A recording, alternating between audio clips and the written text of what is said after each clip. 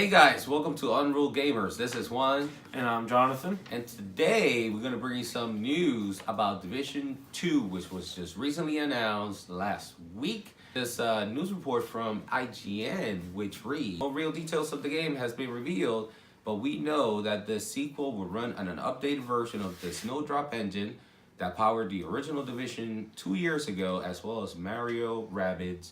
As ever, several Ubisoft studios will support the lead developer, in this case, Ubisoft Annecy, Red Storm, Reflections, Ubisoft Bucharest, and Ubisoft Shanghai. On an official Division stream today, Massive said that there will be no further details until E3 2018. Creative director Julian Garrity has said the sequel will take, quote, everything we learned over the past 2 years and applying it towards the sequel to make sure we get it right. End quote. So we're definitely excited about the Division 2. We played the Division 1 a few months after release. And I gotta say, in my personal opinion, the Division 1 did have a very rough start. I don't remember that much about it because it's kind of like a blank thought at that point because I just went in and it was just a little bit too all over the place for me. So I picked it up, like I said, I picked it up again about a couple of months after that. And definitely I started getting to it as soon as they started like dropping other type of content and they changed whatever was not working right. So what do you think? Well, I think, and obviously from experience, you wasn't playing that much due to, other games like Destiny. Other games and work. Other games and work.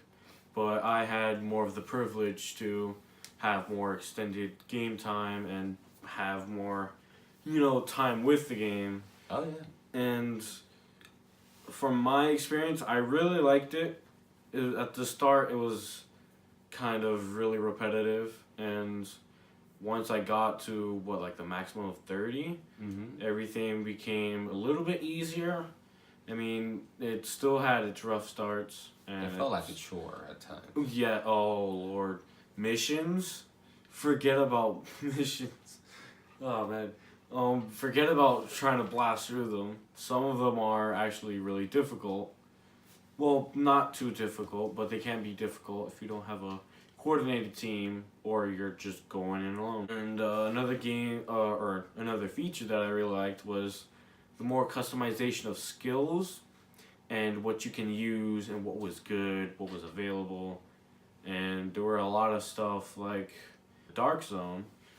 And if you're not a player or seasoned player of the Division, the Dark Zone is basically a place where it's contaminated, but you can get really good items, but you can only carry 9, I believe.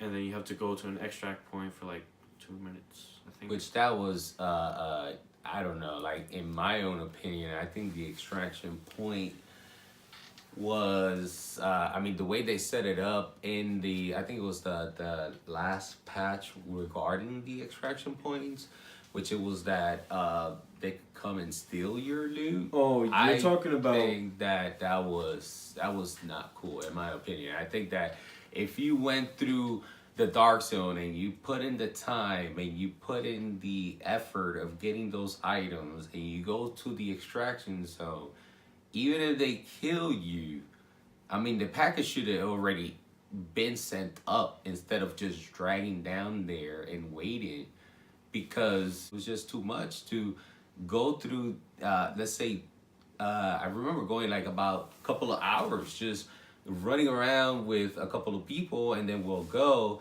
get the weapons, we do what we have to do, not even from other people, mind you. We try to stay away from looting other people, even though sometimes it's unavoidable. We just had to start shooting some of these dudes because they used to get stupid. But at the end of the day, like I said, if you're just there 2-3 hours grinding the big bosses and the big ones, I forgot the names. They don't really have names. What is it? The yellow. We call them yellow bars. The yellow bars. There you go. I remember that going through and spending time trying to get those items, and then all of a sudden go to an extraction point, nobody there, and then going through the extraction process, that you gotta press the button, and then they do that animation, and then just waiting for I forgot how much it was, and then it would extract it, and then it was good. And then, mind you, it wasn't even that. It was actually more harder to extract it because I don't know if you remember, but if you extract it, about a few seconds later, a whole new wave of enemies would come in. Well, yeah, and but the try to kill enemy, you. to me, the enemies weren't that much of an issue. I think the other players were a little bit of the issue especially with that update. Like I said, that update was just ridiculous. My boiling point per se as to that's why I stopped playing, because I wasn't gonna put that many hours into the game and then get some really good weaponry, and then all of a sudden this dude that just camped out, just waiting, because I'm pretty sure that's what happened. I don't know if it happened, but I'm pretty sure my guesstimate would be that people were camping out around extraction zones, waiting for people to go and do the extraction, kill them, and take their loot. So that's basically, that's just cheating the system. Dark Zone area was more meant for a PvP experience with, everybody else around. But I took it more as a kind of like an additional way of earning better rewards that, to me, I didn't find it necessary to kill other players. So I was like, okay, let's just keep it, friendly as much as we can. I usually just go purposely like, hey dude, don't worry. I would do the emo like okay, like, oh yeah, that like, yeah, like whatever, or and jumping jack. Yeah, or the jumping jack, just to make sure that they knew that I was friendly. But yeah, and it worked most of the time. I mean, there was a lot of people that were actually kind of friendly, but there were obviously people wouldn't trust you. Like in the Yeah. Dark Zone, you shouldn't really trust a lot of people, and if you want to trust them, but always keep your guard up, of course, of as well as extracting. You can be extracting. I know plenty of times. You gotta have that defense. You know what I mean? Like probably have like a tanky character. Oh yes. Tanky person that would just go and kind of like be that defense that you need in order for you to do that extraction possible.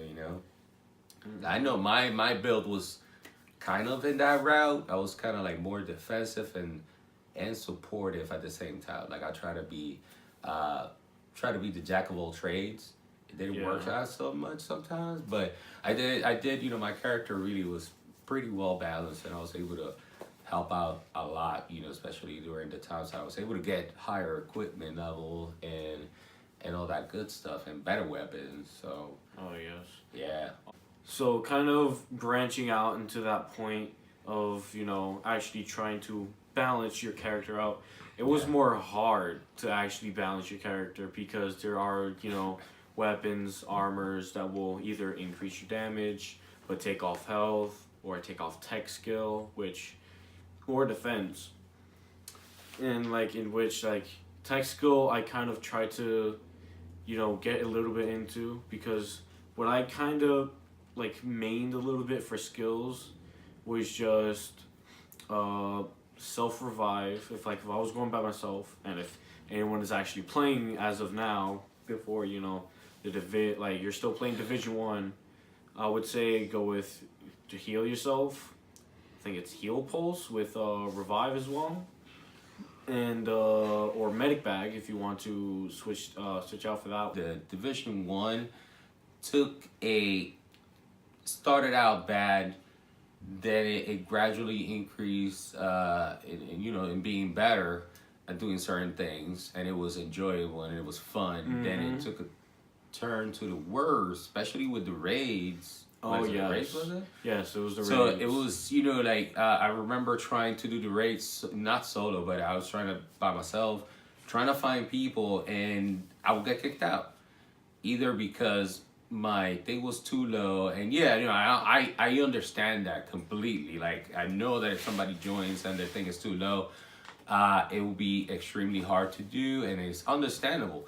But you gotta let people know. That's a mic. And I'm gonna sidetrack a little bit, not too much. And let's say if you're playing another mic-based game, which is Rainbow Six Siege, you need a mic. Don't don't be like, oh no, I can clutch just by myself. Yeah, it's It's a team-based game, I'm not saying that it's. I mean, it's definitely a must. If you don't have it, if you can't afford a headset, which is kind of impossible because I've seen headsets that are like $20, and they're really you know good. what I mean, and some of them are really really good. I had one, and even the Turtle Beach one, I had one. I bought it for like I think $30, and it was really good. It was really good. It was a corded one, and I understand that corded, but it was actually really really good. So that's something that when playing games like these, like those type of games that you need cooperation, you need a headset. You definitely need a headset. So when it came down to that, to the raid not being able to even attempt it because we couldn't even attempt it because every time max cap at the time, I think, right? What, like level 30? No, he got level 30 before last with me, but he played, more of the heavier missions and actually, doing XP Yeah, and XP and XP. he was doing a little bit too much, just playing around. I was playing a little bit around. Yeah, he was goofing around while I was just straight up going for that XP and that high value weapons and attachments and all that. But I mean, even still, like I said, I got into max cap and everything, and I had some really good weapons, and it was still kicking me out. So I was always trying to look for the reason, and it was because people were just wanting to do it with their friends, and which is understandable.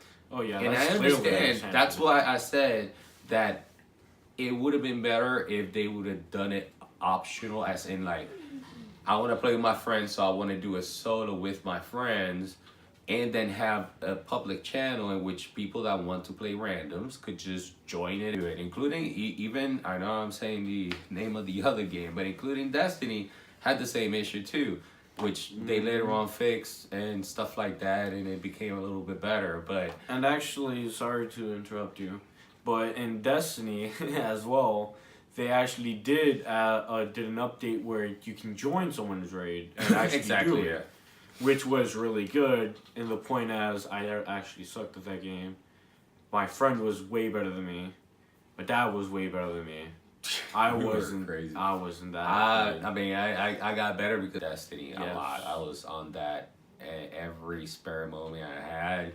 I was on that with a couple of my friends, and even solo too. Like, I would just go in, do what I had to do, the grind and stuff like that. But I mean, it was what it was. But then, like I said, I mean, at one point I did get tired of Destiny, and I was like, you know what? Let me just jump in the Division and see what's up. And I actually, in the beginning, it was a little rough, but I ended up enjoying the game, and I ended up going and I put many hours in the game. I forgot how many hours I put on it, but I put a decent amount of hours, and I enjoyed it for what it was at the time. And the only thing that brought me down was just the inability to play the raids with pretty much anyone, because I didn't have that many people that were playing the Division at the time. I only had like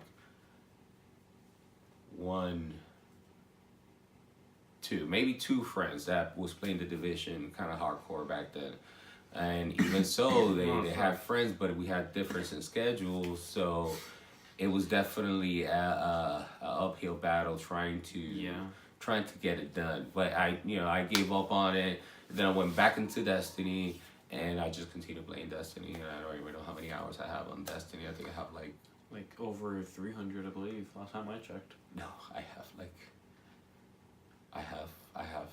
have many hours. Oh no, I think I'm the one with like 300 hours. Yeah, you have like less than I did, and I ended up having like about, maybe I'm gonna have a rough guesstimate of like maybe 700 hours.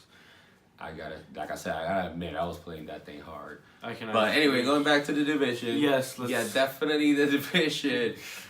Division 2. Jesus. We're definitely excited for what they're gonna bring in the table. And definitely I definitely hope that they do fix a lot of these things that are going wrong with it now, or at some point that they haven't fixed yet. So that's definitely something we gotta look forward to. And remember Yes. that they're going to unveil it and reveal it on E3 2018. So stay tuned for that, guys. So time for the nitty gritty. Press the subscribe button if you haven't done so already. This is our very first video that we are making right now. Click the subscribe button and click on the bell next to the subscribe button to stay alert on every time we upload a video. Okay, guys? So, okay, I'll see you guys the next time. Later. See ya.